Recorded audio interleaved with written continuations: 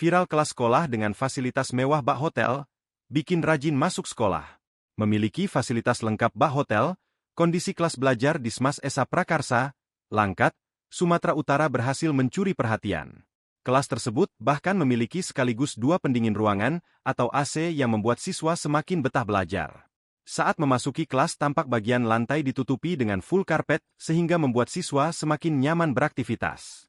Bagian jendela juga seluruhnya ditutupi dengan gorden agar para siswa tak merasa silau oleh cahaya matahari.